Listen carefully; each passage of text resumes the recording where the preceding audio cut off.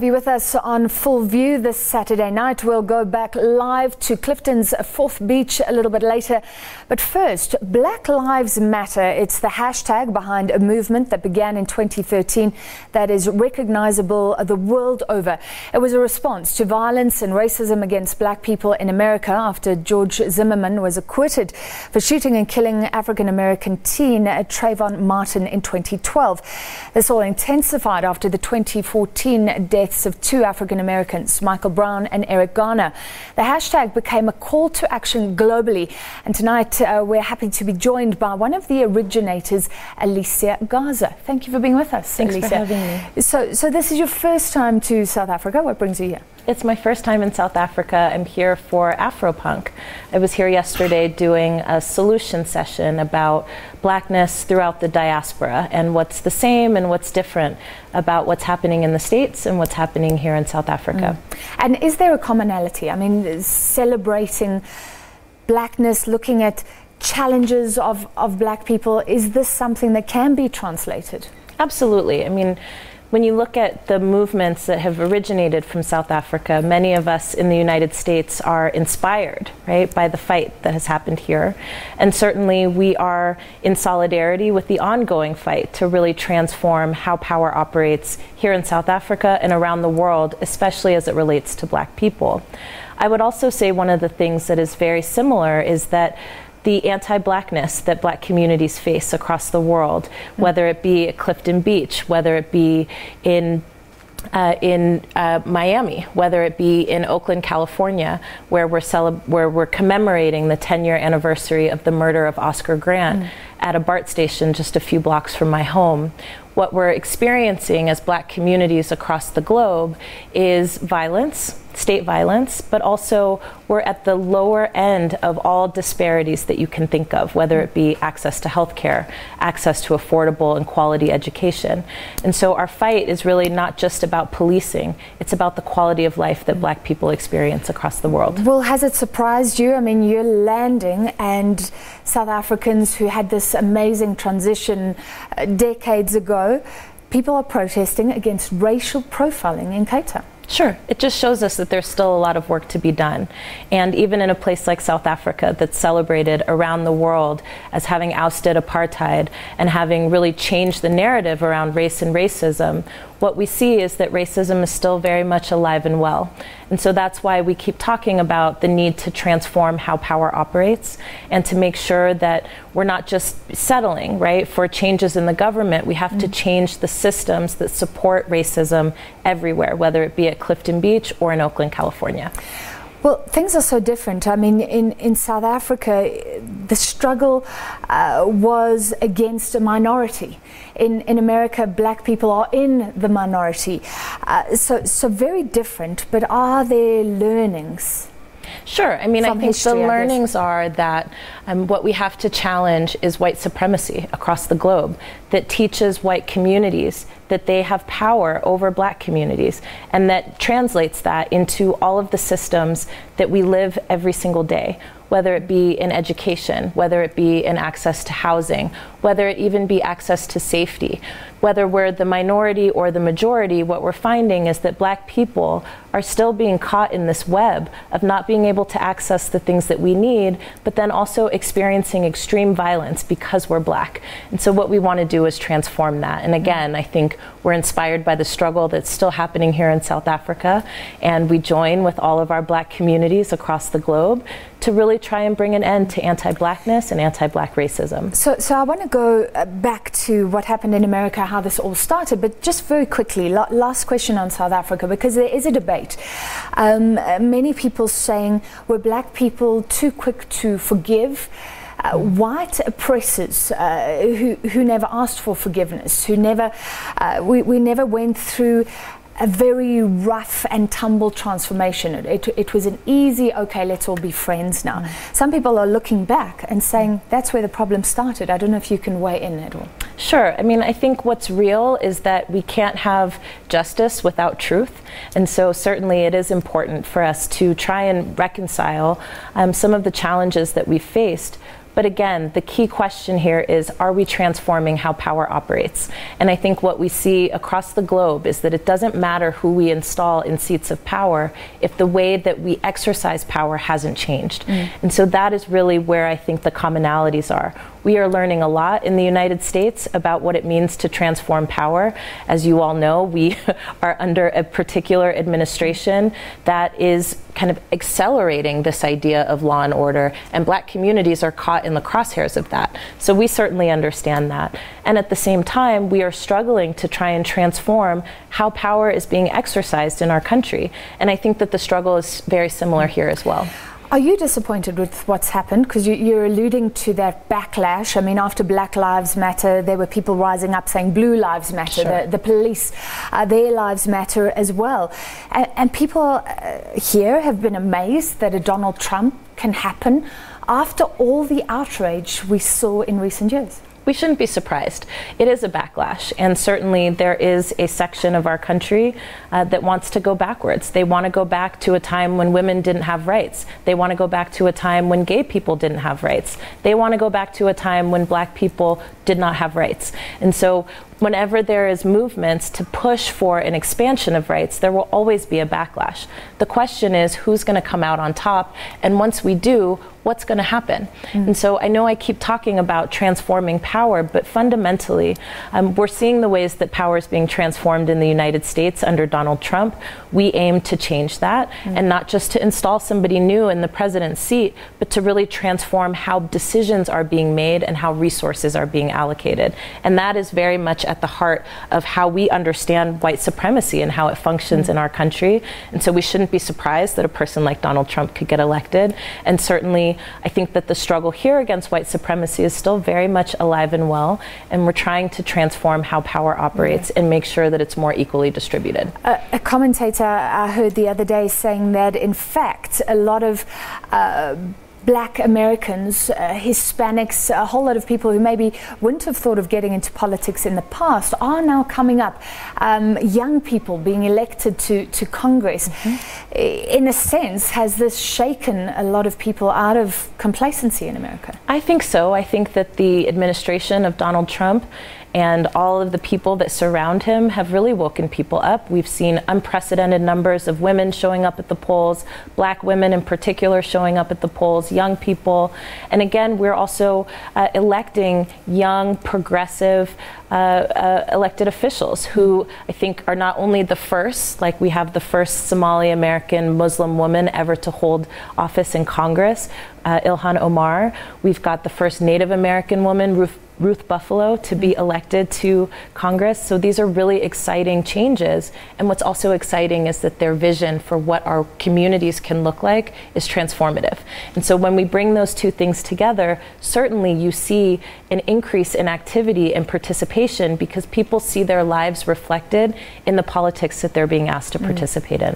So you're obviously not a fan of Donald Trump. I think a lot of people will be surprised to know that you're not, in fact, a big fan of Barack Obama. You know, I think that the candidacy and the presidency of Barack Obama is historic, and it's something that we should be proud of.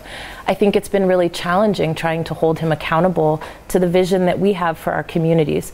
But certainly his vision was much closer to ours than our current president, Donald Trump.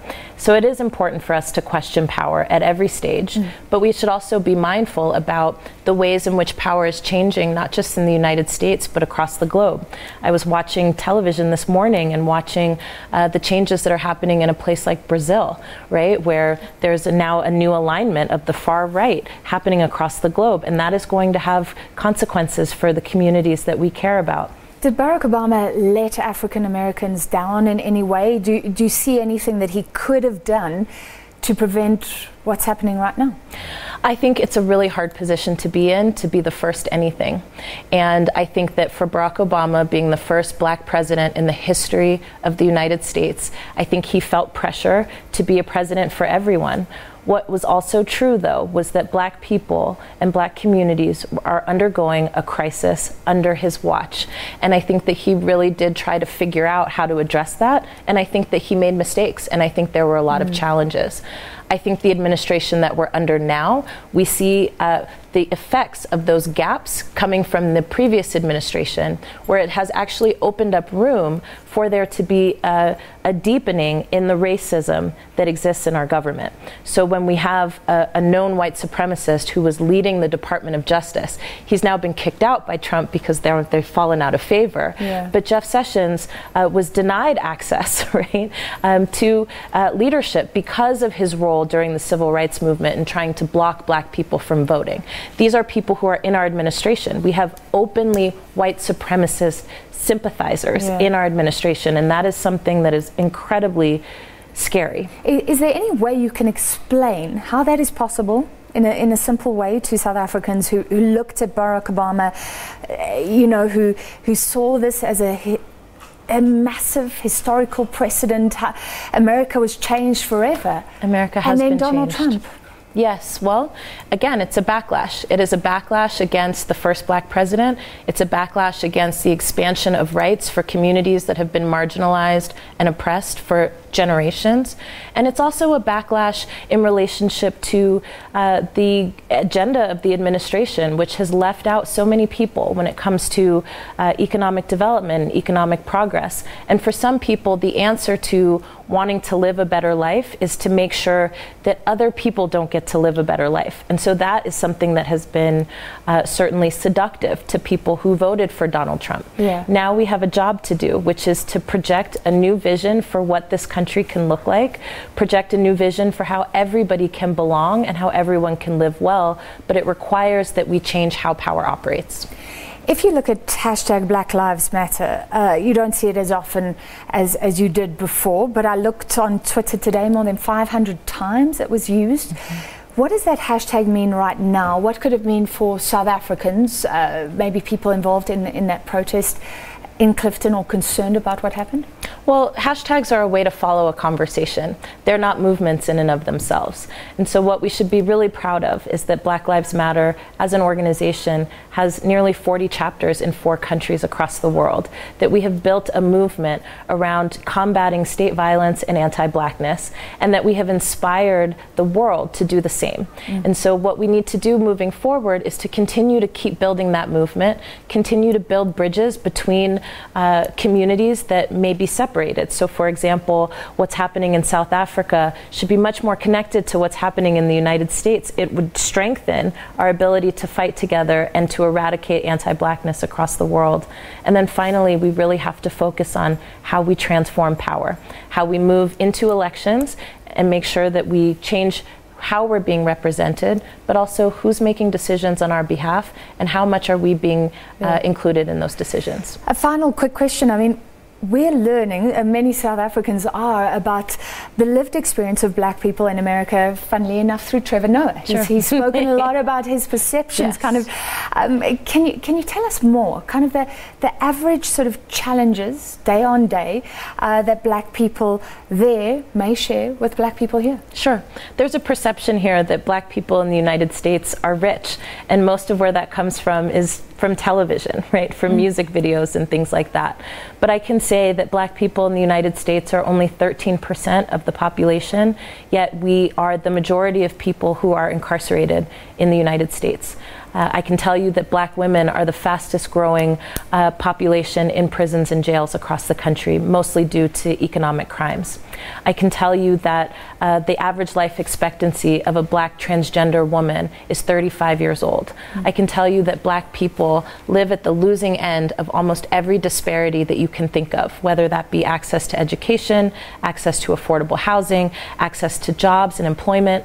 Black people are really struggling in the United States. And what we also know is that we are disproportionately impacted by police violence, more so than most of our counterparts, except for indigenous people, who are a smaller percentage of the population, but are still being murdered by police at astronomical rates. So our struggles are actually very, very much connected, and it is important for us to keep building this movement around Black Lives Matter to really ensure that black lives can matter, not just in the United States, but across the globe.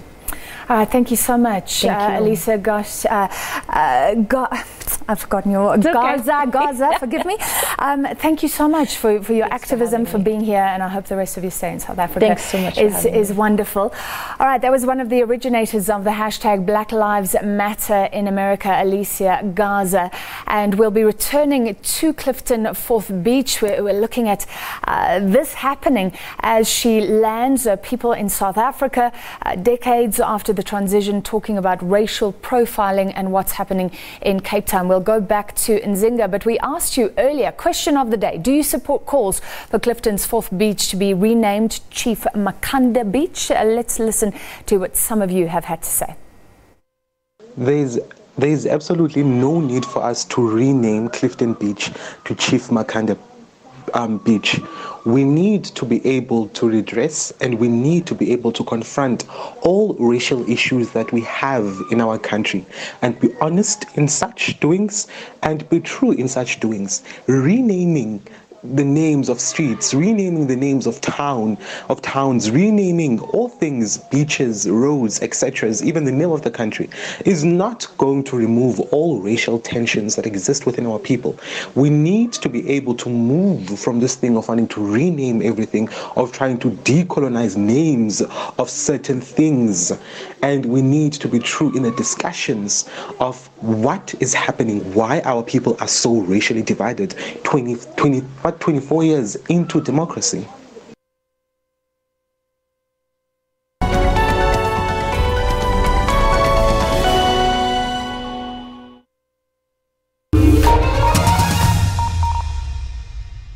This is a space for every woman in South Africa. I want to speak to the women who cannot walk a kilometer in this country without looking over their shoulders, without being groped or harassed. I was not born like this.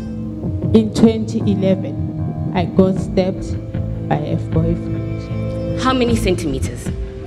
How many centimeters long is the political will to end the scourge of violence against women, against children? I was locked up in the room for 2 weeks. There are measures, there are laws, there are policies. But these policies and measures and laws do not speak to these lived realities. We must fight the culture of gender-based violence. This is where young men must be taught that women are not their footballs. This is where young men must be taught to respect women.